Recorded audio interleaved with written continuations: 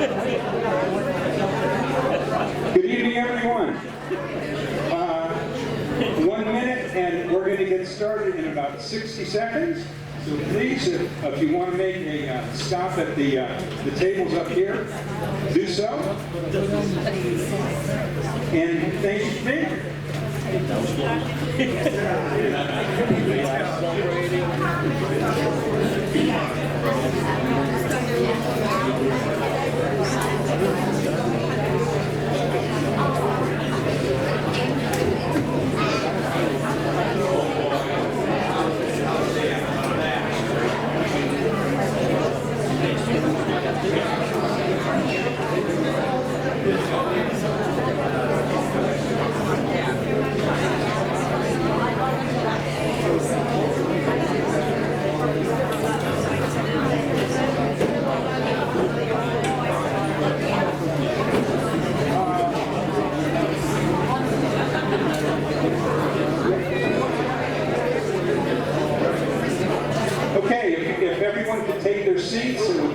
I would much appreciate it, because as soon as you take your seats, I'm going to ask you to stand. I mean, isn't that the way it always is? Sit down, sit down.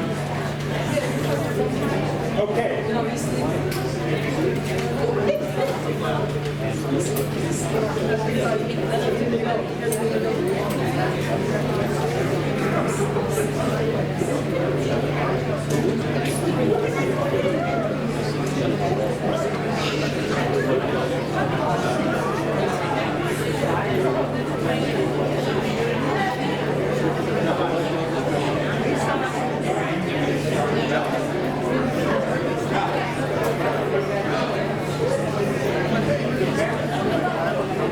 All right, everyone, if you will stand, please, to address the flag.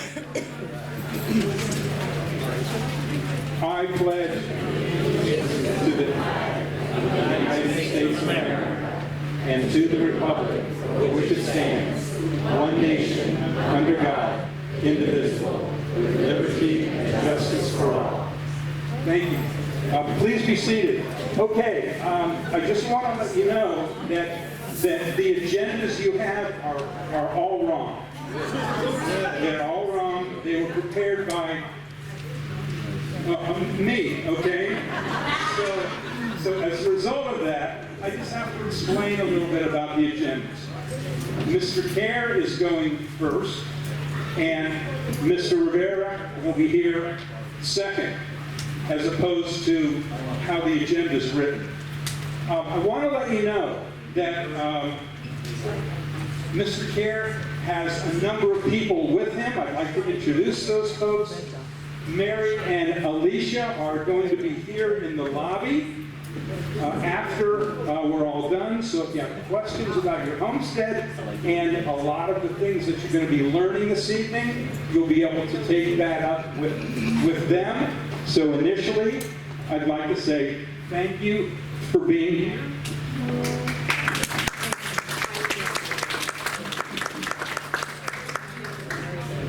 And then I would like to introduce the reason that Marty is here. To Marty's immediate left is Scott Garage.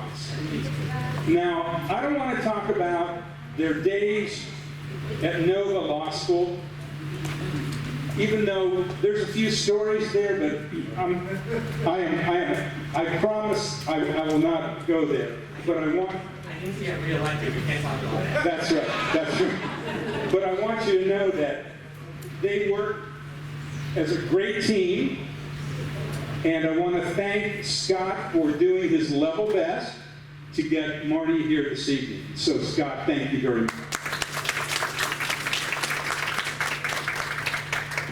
Okay, those of you that know me, you know that I'm kind of a chat GPT freak, and I was lost in the middle of my office a couple of weeks ago, and it was only 2 o'clock in the morning, and I had eaten everything in the refrigerator. So after I do that, then I have to go into my office and do something to justify my existence. So I was looking for a way to introduce Marty properly. And I want to let you know, I did a chat GPT search. My criteria were as follows. I'll make this fast.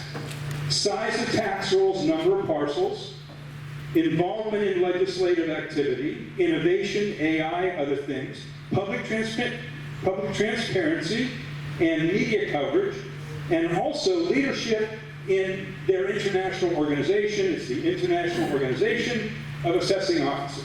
So, as the data is coming out, I'm getting a little nervous. You know, it's 2 o'clock in the morning. I've eaten everything in the house. I'm standing at my computer hoping that something's going to come out that is valuable. So I want you to know the top 4, the most prominent property appraisers in the United States. Remember, 3,000 to 4,000 counties and parishes.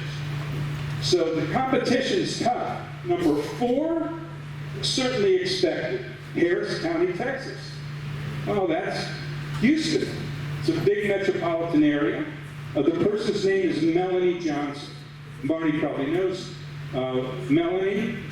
Number 3, I want you to know, is Cook County. That's Chicago. The guy's name is Fritz Krieger, or Higa, okay? Number 2 makes complete sense also. LA County, Jeffrey Frank, he has a tax roll of $1.9 trillion. Not with a B, with a T. Imagine. But I want you to know that the number 1 most prominent property appraiser in America is Marty Cairn. Now, please be aware that Marty's fee immediately went up. Okay? The guy's asking for, he asked me, do you guys have a green room? Okay, where I can kind of hang out, that kind of. But, sorry, Marty, we don't have a green room. But I want you to, if you can, if you're able, would you please rise and welcome the singularly most prominent property appraiser in America. It's Marty Cairn.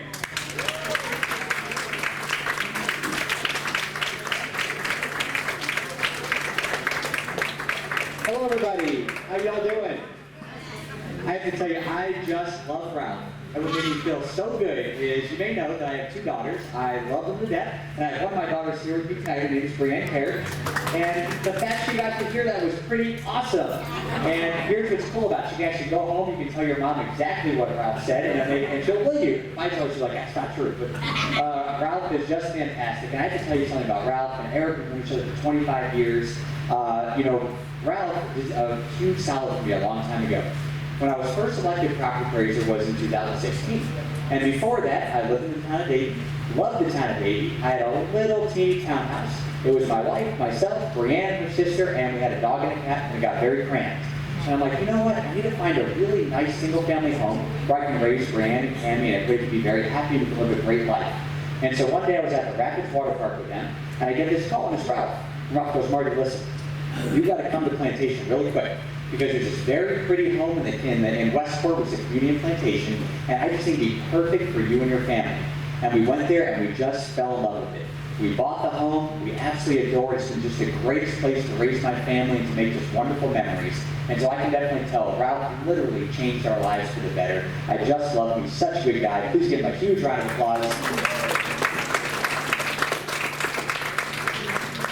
And it was so nice of Eric to have me over as well. I just love Eric. We've known each other for actually 25 years now, where we used to serve on a number of committees together when it came to making improvements to our schools, and he's just an awesome guy.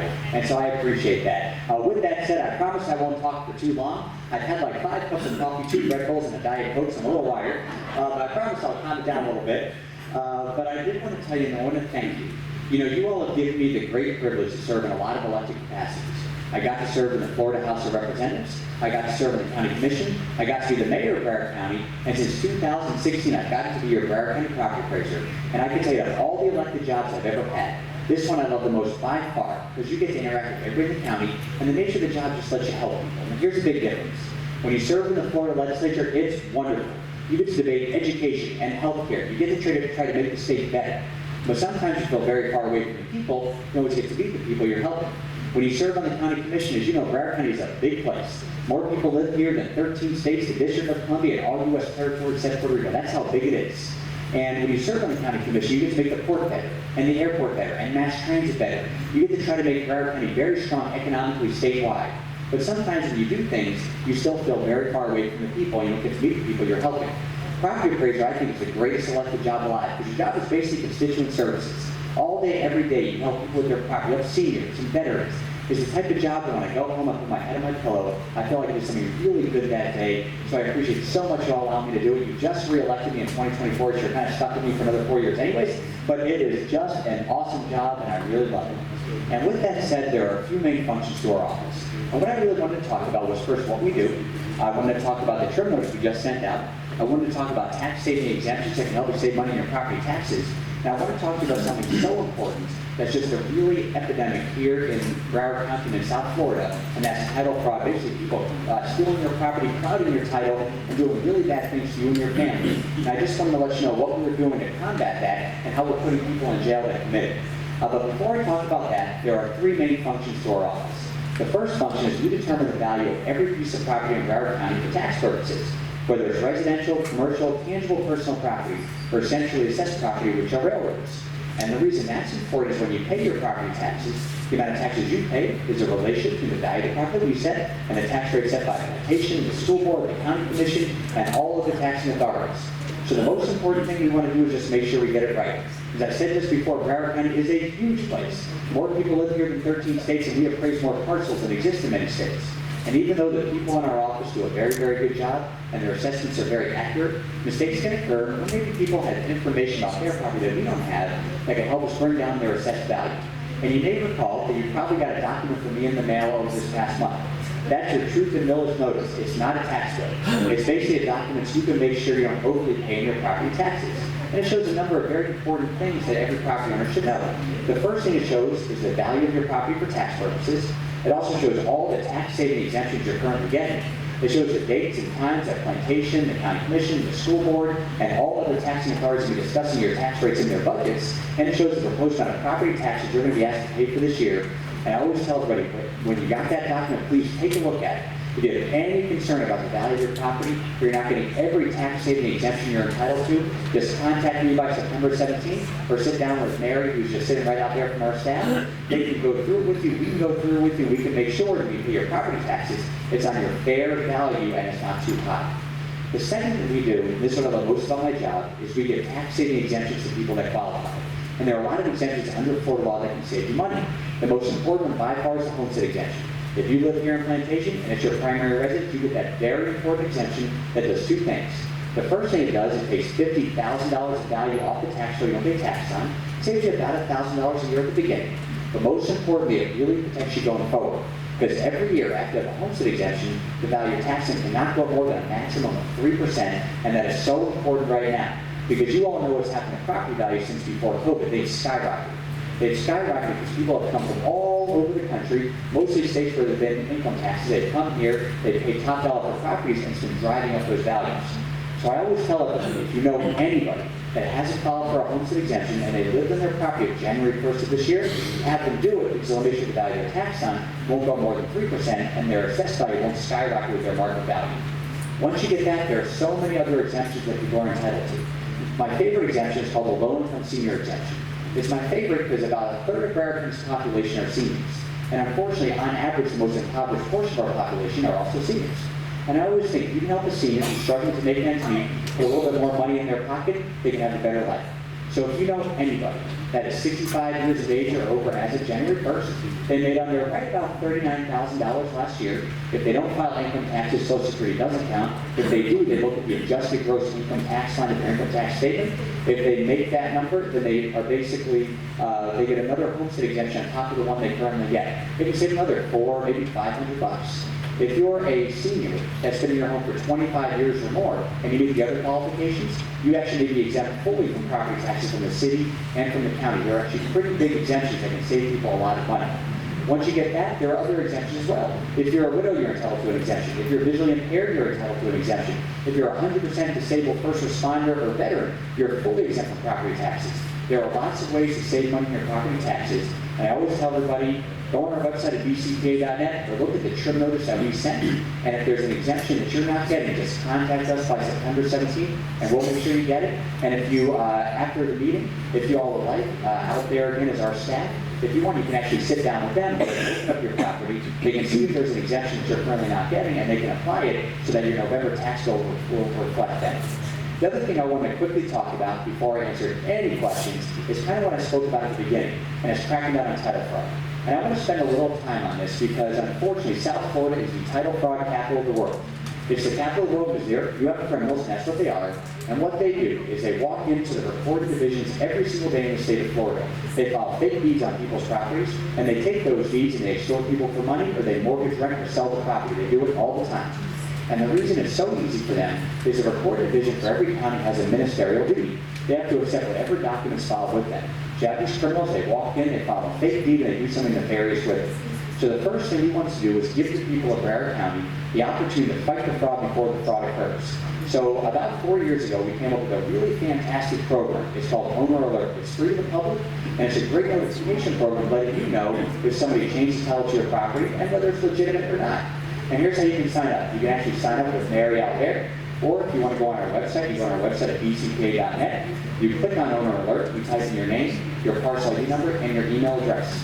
And if you have your email address on file, you're automatically verified. If you don't, you have to upload your Florida driver's license or Florida ID. If you don't have that, you have to upload a utility bill or something proving ownership. And then if any document, legitimate or not, is filed changing ownership, you'll be notified instantaneously by email, by text message. You get a hard copy in the mail. If there's been a title change, you can make sure that somebody can't steal your property and file your title and do a whole lot of damage to you and your family. And when we started this program, we were very excited about it and was wondering how popular it was going to be. We now have about 300,000 Broward County property owners who have signed up so far, which I'm really proud about. In Plantation alone, more than 55% of all homesteaded property owners have signed up. And my goal is to get everybody to sign up because they protect their most important asset, their home. And a very important thing to note about our Owner Alert program. The legislature passed a fantastic law last year. All Democrats, all Republicans voted for it, and the governor enthusiastically signed it. And it basically said that all information that we collect for our Owner Alert program, your email, your phone number, even the fact that you signed up, it's exempt from public disclosure, so nobody can get that information for any purpose, and it can only be used by our office to alert you if there's been a title change to your property. And when I started this program, I started getting calls and emails from residents. And they would say, Marty, I just got an alert from your office that somebody changed the title to my property, but I didn't do it. And then I got more, and more, and more. And I realized how big of a deal this was. So I came up with a different idea. I wanted to work with law enforcement, build criminal cases, and put the people in jail who were doing this. So I went to the state of Florida and I asked for approval. And the state of Florida said, you know, Marty, property appraisers aren't traditional law enforcement agencies, but we do understand that this is a really big deal in South Florida. So you know what, we're going to approve your program, and we're going to make it a guinea pig for the rest of the state to see if it works. So we're great. I then went to the Broward County Commission, which funds my budget. I go, County Commission, I'm super excited. The state just approved a new program in my office. I'm going to call it my Crimes Against Property team, my CAP team. Would you fund it? And all 9 county commissioners said, absolutely, Marty, we'll give you whatever you want. I thought it was going so well, I went to see my friend Sheriff Tony. I go, Sheriff Tony, I'm super excited. The county commission's funding my new Crimes Against Property team, but I have a big problem. I'm not law enforcement, you are. I can't issue probable cause affidavits, search warrants, I can't arrest people, you can. Can we work together and can we hold these people accountable? And he goes, absolutely, Marty. And he assigned 3 sheriff's detectives to work in our office and with us so we can actually do the job of law enforcement. I thought that was going so well. I went to see our chief prosecutor, Harold Pryor. And I go, Harold, I'm super excited. The sheriff and I, we're working together, and we're going to build these criminal cases. And if we bring you cases you think are prosecutorial, would you prosecute the people that are doing this? And he goes, absolutely, Marty. And he assigned an assistant state attorney to work with our office who can actually prosecute the people that we bring to him.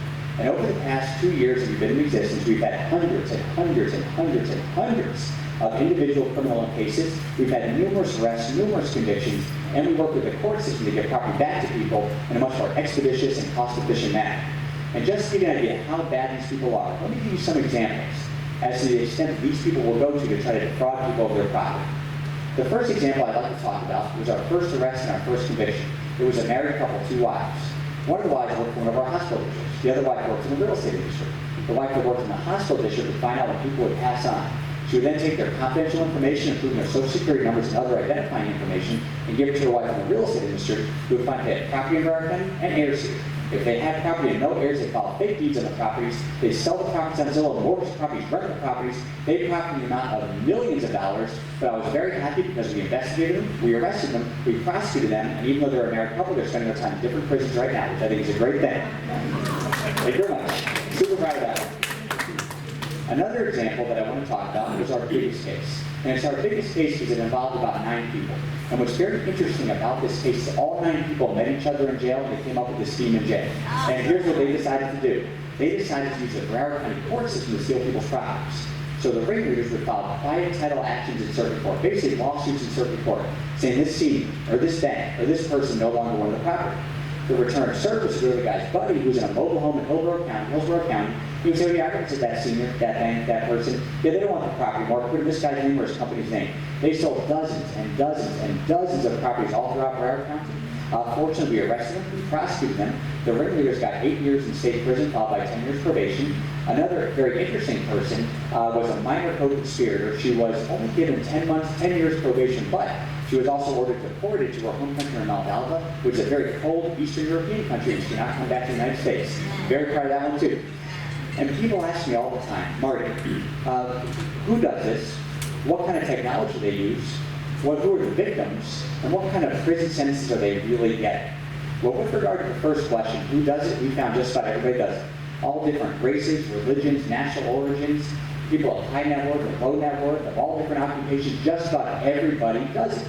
To give you an idea, we actually arrested very recently, prosecuted, and she actually took a plea, a lawyer who stole a home in Cooper City.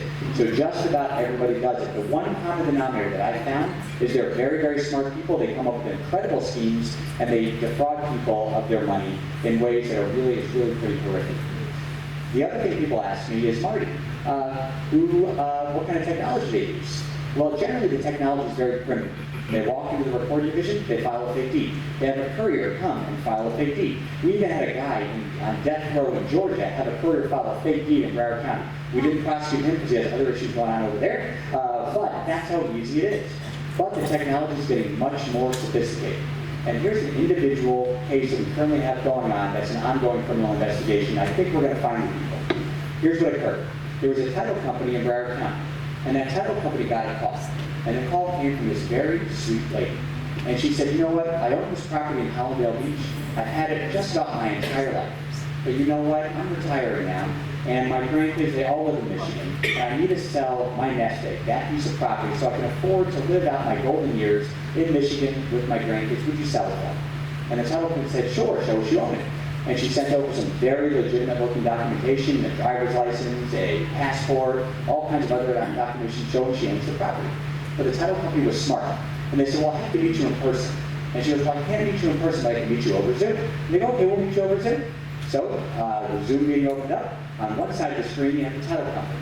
On the other side of the screen, you had this very sweet senior sitting at her dining room table, drinking her coffee or tea, talking about how much she loves her grandkids, and she's going to miss Florida, and Michigan's cold, but it's going to be so wonderful to be able to live out her golden years with them. But it just so happened that every 30 seconds or so, the same thing would occur. It was very weird. She would pick up her coffee, and she would go like this, and she'd drink it. And it was the same exact thing every single 30 seconds. The exact 30-second minute. And so the title company got very suspicious, and they sent it over to our office. And it turned out that sweet, innocent lady, talking about how much she loved Florida, how much she can't wait to move to Michigan to be with her grandkids, who was sipping coffee or tea, was artificial intelligence. That is how amazing it's getting, and it's very scary. The other thing people ask me is, who do they target? We've had, like I said, hundreds and hundreds and hundreds of individual investigations, and they all have targeted everybody. They target people of high net worth, of low net worth. They target people with the property values are high, with the property values are low, people with mortgages, without mortgages. They target all kinds of people, but they love to target our most vulnerable people the most. To give you an idea, 70% of the victims that are targeted are seniors. They also love to target people with disabilities. They also target people that don't speak English as their first language because they're trying to best target the people that can best get away with it. And there's one case that I just want to talk about, which is kind of like my guiding light, why I think this is just so important, and it kind of drives me every day to keep on pushing. And I have to tell you, this person has not yet been convicted. She's going to have her day in court, but I think she will be convicted. And let me tell you about the people involved. So the victim was about as vulnerable as they come. He was a senior with severe mental and physical disabilities. To give you an idea, he had the mentality of a 6-year-old his entire life. The defendant was a Miami-Dade law enforcement officer. And that's what makes me the most mad about this case. Because you have the defendant who's as vulnerable as they come and needs to be protected. And the person that's supposed to be protecting him is the one that is actually defrauding. And here's what occurred. Here are the allegations as we know. So the victim lived in Miramar with his parents his entire life. They were his caregivers. His parents then passed on. They left their property to their daughter, who then became his caregiver at that home. She then passed on. And when she passed on, that's when the neighbor of 2 doors down, the Miami-Dade law enforcement officer, decided to do what she did. And the first thing that she did was make a power of attorney so that she could make all the financial decisions for him. She took that power of attorney and she opened up a bank account in both their names. And that's where his Social Security money and some other money was being put in there. She was taking that and going on cruises and having a good time. She got away with that, so she took it a step further. And she decided she wanted to get all of the sister's assets into his name, including the house. So she filed a probate estate in the Broward County Circuit Courts. It went through the system, the judge signed the orders, and all of a sudden, all of those assets that the sister had are now in his name. But she has her power of attorney. So the first thing she did with the power of attorney was deed his home over to her. She then moved him out of that home into a senior assisted living facility and paid for her by Social Security disability. And she then rented out his property, took out a mortgage, started making a ton of money, and she even took trips over to Europe, was having a great time. She got away with that. So she took it a step further. And she made a life insurance policy in his name, making herself the beneficiary. About a month later, he passed away. She got all that money. But it just so happened that while she was doing all this, Miami-Dade simultaneously had an internal affairs investigation into what she was doing for other actions as a Miami-Dade law enforcement officer. And they couldn't understand how she all of a sudden had another house, had all these other assets, all this other money, out of the blue, and they knew something just wasn't kosher. So they sent it over to our office. We investigated it. Fortunately, she was arrested. She'll have her day in court. I think the evidence is overwhelming. And if she's convicted, she'll go to jail for a very, very long time. The other thing people ask me is, Marty, what kind of prison sentences are they getting? Well, they're getting very long. And one that I like to talk about is a very recent one.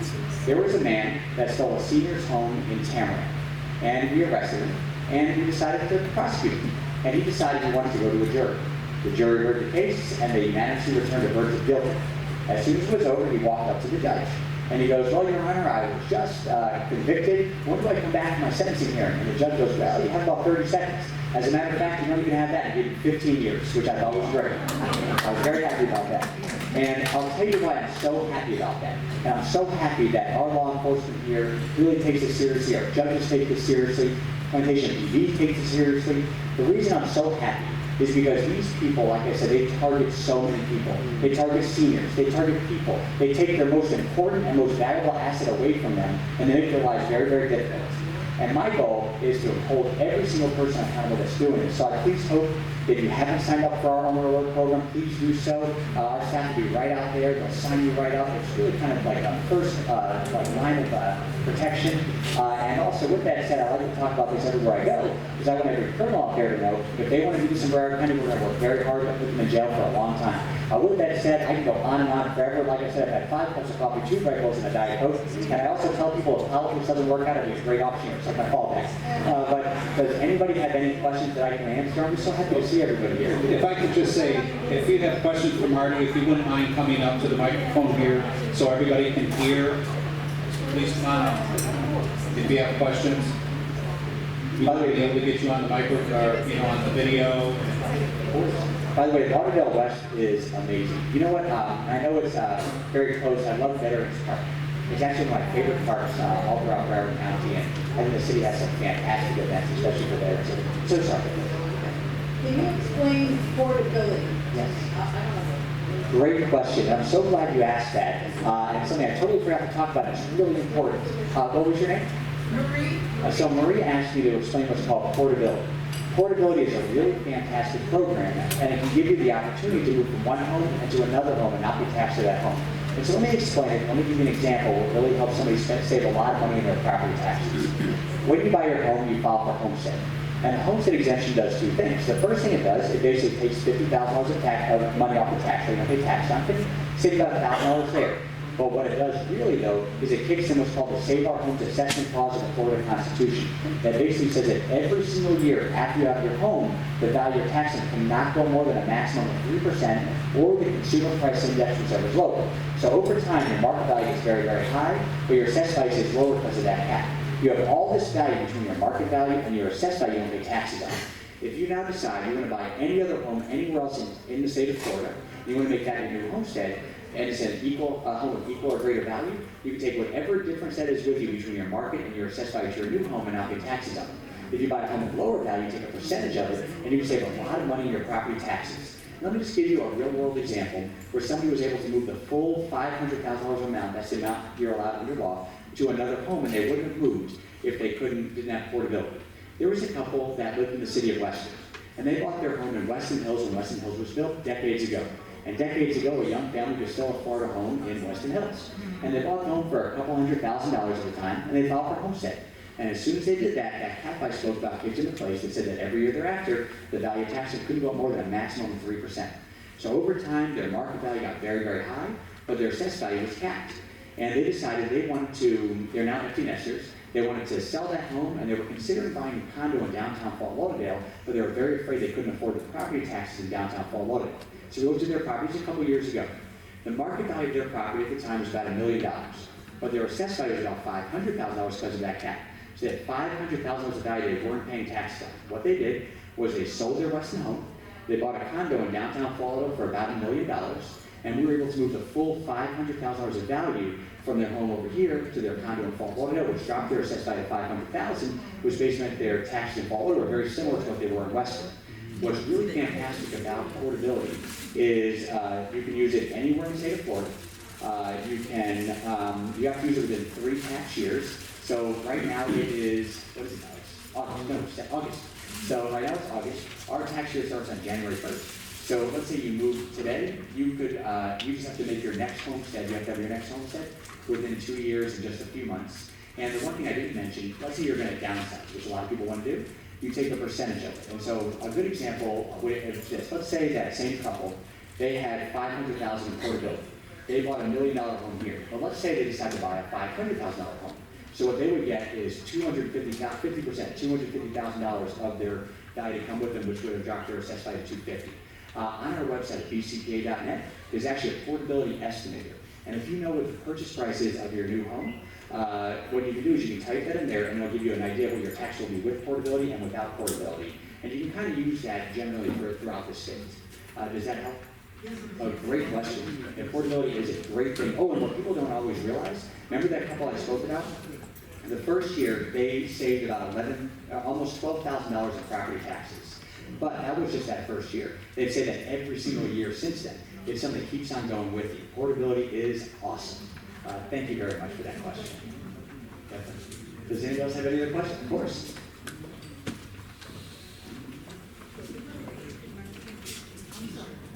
Okay, my question has to do with if I were to get a notification that somebody is trying to take over my property, what would be the steps to help address that? Such a great question. Did everybody hear the young lady's question?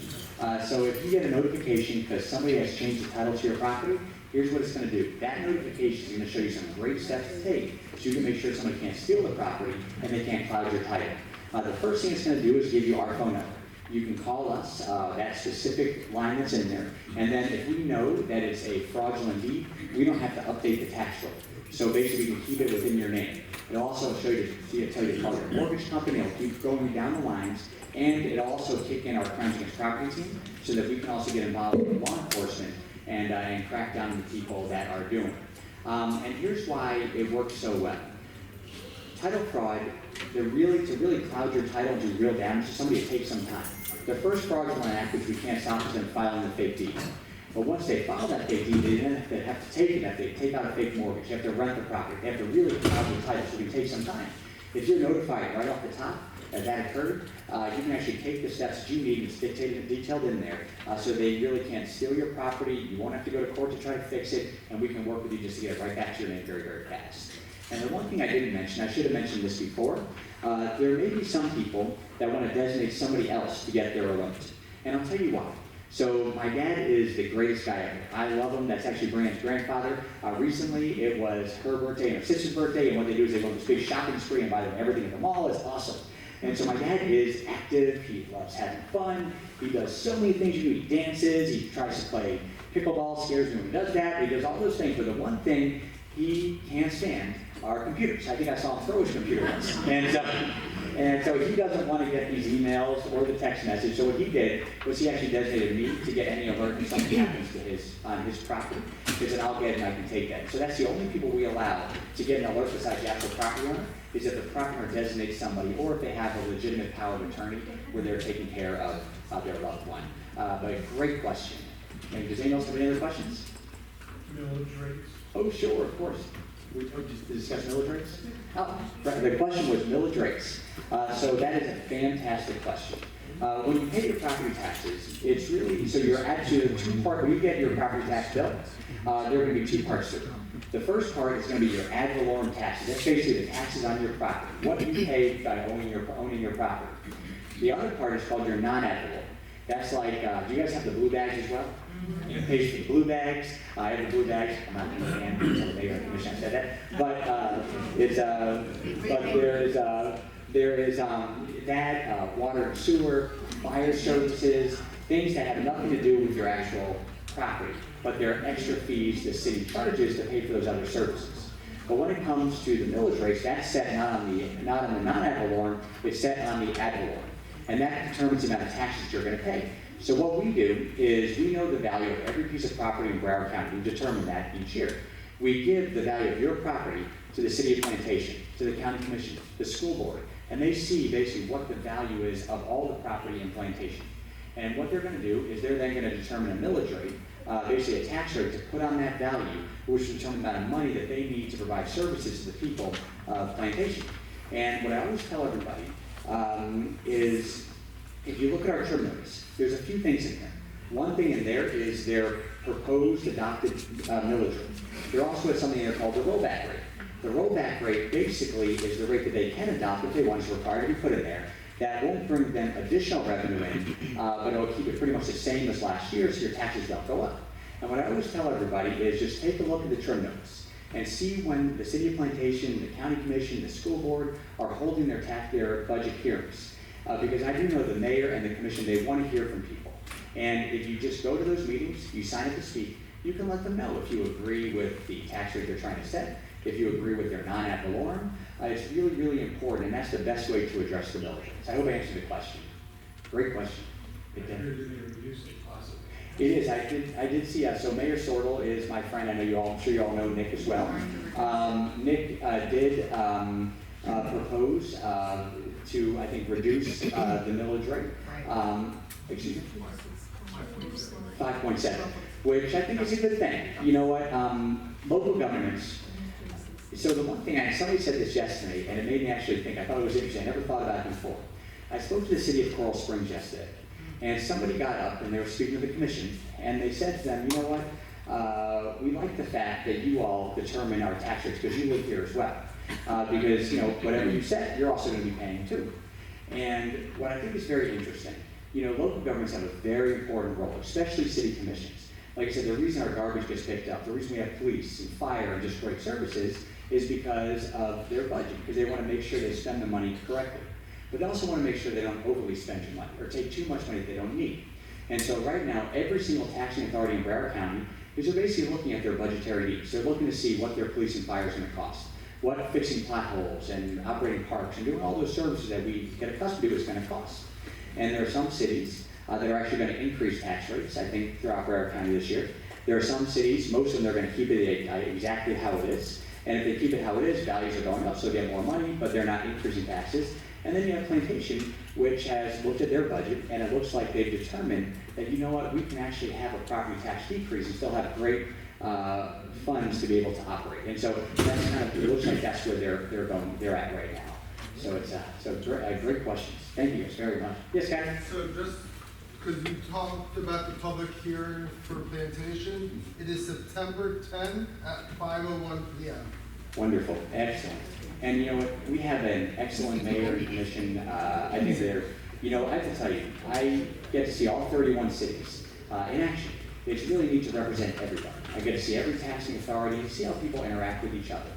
And what I actually like very, very much, and I think this is very refreshing, is whether you agree with the decision our council makes or not, they're very collegial. And I really like that, and I think it's very, very healthy. The mayor and the council seem to really, really get along. And even though they'll debate, maybe they won't always agree, they really seem to do a very, very good job, and I'm very happy about that. And if you do attend that meeting on September 10th, I think Scott said, it's really a good opportunity for you to let them know what you're thinking for the decision, which is really important that they're going to make. So, great question. Does anyone else have any other questions? Yes, of course. Can you add a beneficiary to your title, to your deed? Great question. So the question, what was your name? The question from Rose, can you add a beneficiary to your deed? So there are a lot of things that you can do. Here's the best way I can answer that question. So when you're dealing with property, what I've learned is what may work for one may not work for another based on the law and the facts. So in your specific circumstance, I'll answer it generally, but if you have an issue for yourselves, give me a call. Let's go through it together, and I'll get my legal staff involved, and we'll be able to give you all the guidance you need to make the best decision possible for yourselves and your family. But there are a lot of things that you can do with your deed, and there are a lot of people you can add. And here's what it can do. A good example is, let's say, my house right now. I have my wife and myself, we're on our deed. If I now decide I wanted to add my dad to my deed, if I did it as joint tenants with right of survivorship, that means we all have 100% ownership of the property, and I won't lose any of the current value I don't pay taxes on. It also means, though, that he has as many rights to that property as I do, and I can't sell or do anything with it without his approval. There are also other deeds called tenancy in common. There are lots of different things you can do, but one thing people ask me a lot, because I'm guessing what you want to do is protect somebody for estate purposes. The best thing to do, truthfully, what I believe, and this is what my dad did, for example, is called a ladybird deed. Fantastic. A ladybird deed really protects people that you want to actually get your property when you pass on. It allows them to avoid court and probate and automatically goes to them. But what's great about it, it gives them no rights to the property while you're here. And that's a great thing. So my dad, for example, hopefully many, many, many years from now, when he passes on, 50 years from now, he will leave his property to myself, my sister, and my brother. He has a ladybird deed that basically says, okay, when he passes on, we just automatically get the property that day. It comes to us, it avoids probate.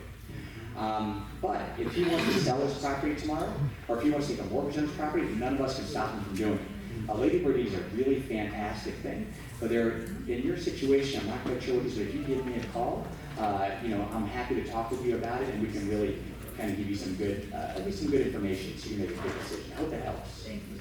Oh, thank you. Because you also have to say, you have to be careful when you change your deed, because there are certain circumstances when you can actually change your deed when you think you're doing something good, but it actually hurts you. And let me give you an example. Let's say you have a rental property. This is just another situation, a rental property. And on that rental property, you're there individually on there. You're basically, it's under your name. And let's say you get a little concerned. And you're like, you know what? If somebody hurts themselves in this rental property, I can get sued personally. I'm going to put it into a limited liability company, so you change the deed. Once you do that, it triggers what's called a reset. Because under Florida law, all non-homestead property, the value of tax on can't go more than 10%. And so what occurs is once you change your deed into an LLC, all the value you haven't been taxed on goes away, gets reset to market value, your taxes go up significantly. That's why I always tell everybody, everybody has their individual situation of what they want to do with their property, but use our office as a resource. What I found is sometimes, people can get nervous about calling our office. But I think if you just remember that I'm an elected official and all the people that work here are all public servants, and our goal really is just to provide you information so you can make a great decision. Use us as a resource. Call us, email me. We want to go through it with you because it can really help. And also, I love when people do that as well, because when you call me, your issue is also going to be on the minds of so many other people out there. And when I learn how to help you, I can then help them. So it actually helps me too. So I hope that answers the question. Great question. Yes, of course. Oh, I'm so sorry. Yes. I do have the alert on my property, but my question is, does your office, if there is some activity, do they notify us or they do? So you would be notified through our owner alert program. Okay. And there have been other things that we've been able to do, but it's difficult So in our office, we process every deed that is ultimately filed within Broward County. What occurs is, it's filed in recording, and that data comes to our office, and we have to process it, update the tax roll, things of that nature. And we have a number of people in our office that go through deeds constantly. And if there's a mistake in the deed, they won't update the tax roll, we'll contact the property owner. We'll do all kinds of different things. They also can catch fraud, but they're not going to catch all fraud that way. But if we catch something, then we'll put a halt to it. We'll contact the property owner and work with them. But our owner alert program is really the best way to do it in case it falls through the crack. Great question. Thank you so much. Actually, to give you an idea, even recently, there was a 44-year-old man who was he had a wife and 3 young kids. He unexpectedly passed on. And when he passed on, all of a sudden a deed came through our office that was basically showed that he had deeded the property to somebody else after his death. And we knew, of course, that that was fraudulent. And so we were able to kind of work on that, put a stop to it, notify his family. But the best thing is the owner alert program. Great question. Thank you. Oh, can I go to this? This young lady had a question first. Marty, the last 2 questions. Should you Yes. do it? His father, he claims homestead exemption. Yes. By him putting you on the deed, does that negate you claiming homestead exemption? Great question. So when it comes to the Marty, labor, can you repeat the question again? sure. Oh yes, of course. So what was your name? So Pat. So Pat asked a very good question. She said, you know, with my dad having a ladybird deed, does that negate his homestead exemption? It doesn't. So a ladybird deed gives me no ownership of the property.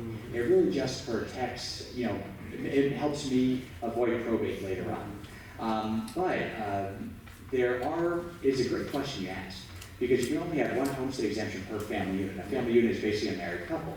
But there are a lot of people, for example, you know, years from now, I want my oldest daughter to be able to stay. And as you know, there's not a whole lot of property that young people can afford. And so what my wife and I plan on doing, we're even saving now, is when she ultimately is on her own, we're going to help her, of course, buy a property. And when that happens, we'll probably put ourselves on the deed as well. And we can be on any deed we want, but we just can't be homesteaded. She can be homesteaded, but I can't be. And if the deed is joint tenants with right of survivorship, we would own it 100% together. She could be homesteaded there, and I could be homesteaded here. I just can't be homesteaded on. Great question. Marty, one last question was the lady who had her hand up. Because Oh, then you sure. have ditto Yes, in your yes, daughter. ma'am. Of course. That owner alert system does work. I got alerted once at 2 o'clock in the morning, Oh, and I was like, what? And then I realized 2 weeks before I had put my house in the name of the trust. And I forgot because it was 2 weeks later at 2 o'clock in the morning. So it does work. I'm sorry to alert you. Oh, that's fine, I was happy. But my question now is, do I have to go in and do a new alert because it's in a trust name and not my name? It's a very good question. I'd like to check that out. Can I ask a huge favor?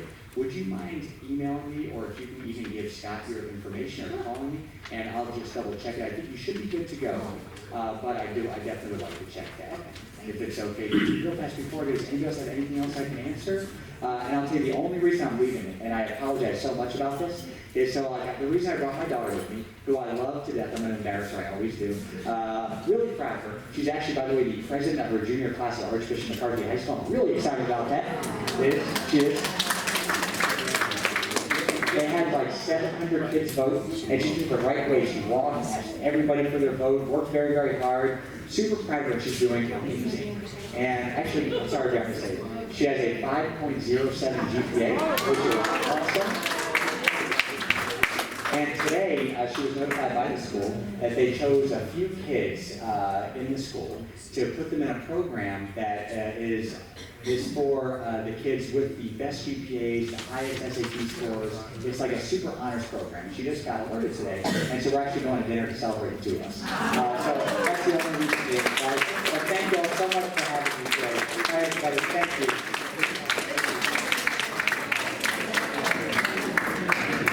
Thank you, Marty.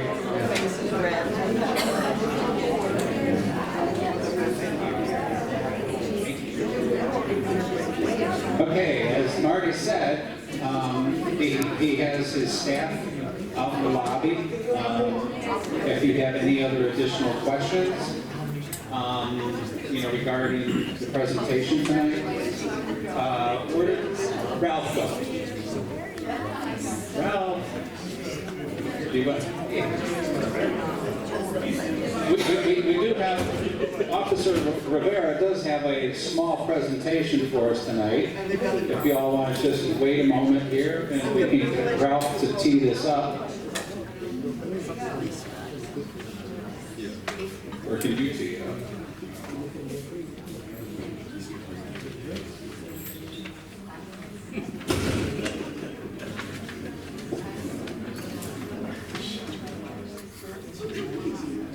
I promise it's gonna be short, it's gonna be quick. Yeah. Another one. Speaking of fraud, the latest one right now, that's going on right now, that we've all been hearing, is people calling, pretending to be their grandchildren. Hi, Grandma, I need $5,000. And they write a check, and it's gone. So, be very, very careful of who you're talking to, especially with AI right now. Marty kind of started alluding to that a little bit when it's coming to the title fraud. But with AI now, they can sound exactly like your grandchildren. You would never know it. So be very, very careful of who you're talking to on the phone.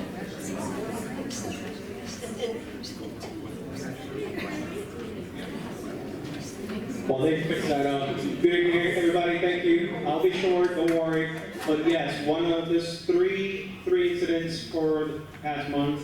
2 of them are fraud related. Actually, 3 of them, but one, the victim was not able to, not at fault.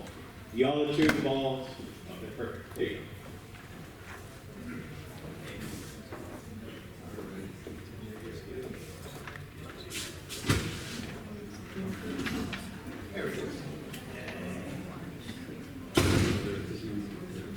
So like always, that's the non-emergency number. Hopefully everybody has that number, 954-797-2100. If not, dial 911 for any emergencies.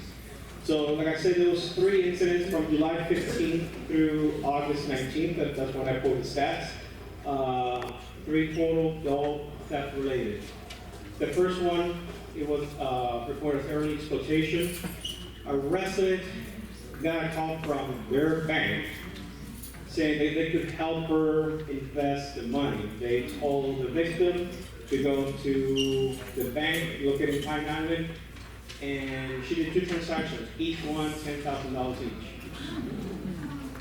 A gentleman came back later that evening and picked up the $20,000 cash to invest the money for her. Does that sound legit? Obviously, it was not. Do not trust people like that. If you want to invest money, you contact the bank. You go to the bank. You go online to your bank account and you Roth IRA, CD, whatever you want to do. You do that. Don't wait for somebody to tell you to invest your hard-earned money. Like you mentioned, there's the other one. A resident from Lauderdale West received a call from someone claiming to be their granddaughter. That girl said that she got into an accident. The other person, it was a female pregnant. The female pregnant driver lost the baby and they wanted money. Otherwise she's going to go to jail. They had to do it right away. They have to do it right away, otherwise she was going to go to jail. It was $33,000. She said, the only thing I have is $17,000. So, okay, we'll take that. We're going to send a courier to pick it up. They actually did send an Uber driver. We investigated the Uber driver. Yes, he was an Uber driver that was paid, through the app to pick up a box. The money was a box. It's still an investigation, but no, she was not involved in an accident. She's fine and dandy. Again, she was contacted. If this happens to you, a grandkid, daughter, son, it's your money. When you go to a bank to ask for a loan, they ask you for long documents. It takes time. They send you your money. Think it that way, okay? Do your own investigation. Talk to mom, talk to dad, check whatever. Do your own research to see if this is true. Okay? But don't just because the person's like, oh, I need that money now. No, it's your money.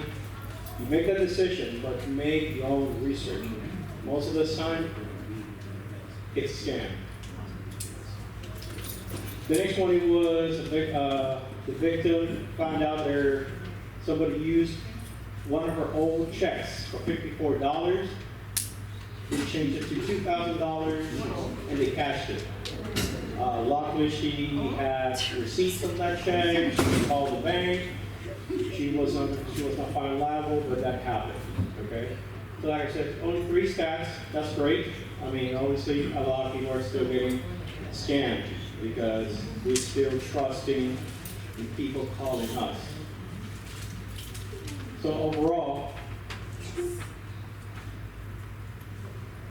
like I mentioned earlier, color tactics, pretending to be the bank, family members in distress, or government agencies. We had an incident of somebody pretending to be our Captain Ryan, Leonard, everything, calling saying, hey, send us money or we're going to arrest you. No, it was not us.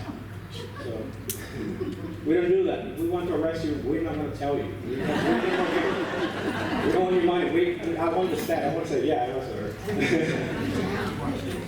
Do not hand over cash or anything over the mail, okay? No legitimate company will request money this way, okay? Usually if it's a bank or money order, but you go actually to the bank or whatever, you take the money, but not over the mail. They're not going to do that, okay? Protect checks and mail. Avoid using post office drop boxes. So the check, what happened was she put the check that she used, the legitimate check, to put it in a drop box outside. So that's how the U.S. Postal Service believed the check was stated. So recommendation is go inside, okay, the post office and deliver this mail. Like I said earlier, very focused for accident. Now hang up and call your bank, family member directly using known numbers. So do your own investigation. If somebody tells you, your granddaughter, your grandkids, your loved one, I need that money now, you make your own investigation. Make sure this is legit, it's not a scam. And even though there was no stats, lock your doors, remove the vital from your vehicle. This is the biggest issue that we have in the plantation and all the cities. People leaving vitals in the car, leaving key fobs inside the car, and not locking their vehicles. That's it. Like I said, it was very short. Does anybody have a question? Yes. I got a suggestion. I got registered with my bank. I go to register, deposit anything in my account to text me. So when I get a text, you did this check, that's how I avoid it. And they call me, they say, it was a check for 2,000. I said, I didn't do it, so they didn't pay it. It's prevents. That is good. However, just be careful when you receive text messages that you were not expecting. Do not click no links, okay? Do not click no links. If you get a text message saying, you got a charge for $1,000, call us, text account. You contact yourself, the bank, okay? Via your account or by the number, or go directly to your bank and make sure don't click no, okay? So thank you. Any other questions? So, nope. All right. Thank you so much, guys. Did you have a question? I was just going to ask, is it better to pay online now instead of by mail? That's how I do all my payments. And you heard me this morning, everything, if I can pay with credit card, I'm going to pay with credit card. I'm sure everybody has their own opinions about credit card. I use my credit card and I pay it off all the time, and I enjoy the points. So, yes, I do payments online with no trusted companies, okay? Don't go to some weird online website. I trust Amazon, I trust Walmart, I trust my bank, I trust my mortgage company, what else? Anything that I know is a reputable company. So, but yes, do I rather pay online? Yes. But that is your personal choice. Thank you. The scams are getting to be so real looking today that you just have to be doubly careful these days. Yeah. Anybody else? I was just gonna say, I initiated a phone call to my bank of something that had happened. So I initiated the call. It wasn't a call that came through on my phone. I did it. And I started to give the woman I was talking to my PIN number. And she said, don't ever give that to anybody. I do not need that. Do not give that to anybody in the bank. You don't know who you're talking to. So just because I initiated it, I figured I'd be safe. But it wasn't. So that's just a caution. Well, Don't that's ever give that out. You initiate that contact. If you're not sure about something in your account, an email, text, you contact directly. Yeah. Good job. And that's what I want to hear. As I mentioned this morning, when you told me, do not ever use your debit card. Put your debit card away and leave it there.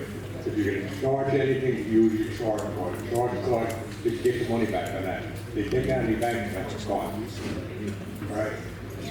But on this subject, I got an email today on this thing. I've been awarded $1,200,000. I'm serious. That's all I have to know. Yeah. They want to know my account number and everything else, all my personal information. Still out there. Those scams are still out there. Yeah, they need $200,000. I would think, yeah. And still, people are calling for that because of. Unfortunately, we all humans greed. What if? What if this is real? What if that 1% chance this is real and I don't take it? No. You guys been long enough. Look, some of you are way older than me. You know that for every penny you have to work hard. Okay. Once in a while you get lucky. $1 million for somebody. That's a lot. Any other comments? Yes. No such thing as a free lunch. See? You said it. You said it. All right, guys. Thank you so much. Thank you, Officer Rivera. Appreciate it. And thank you, Lauderdale West, for coming out tonight. And our next meeting is scheduled for September 18th. Please help yourself to some cookies and cake and refreshments and mingle. And you all have a great evening.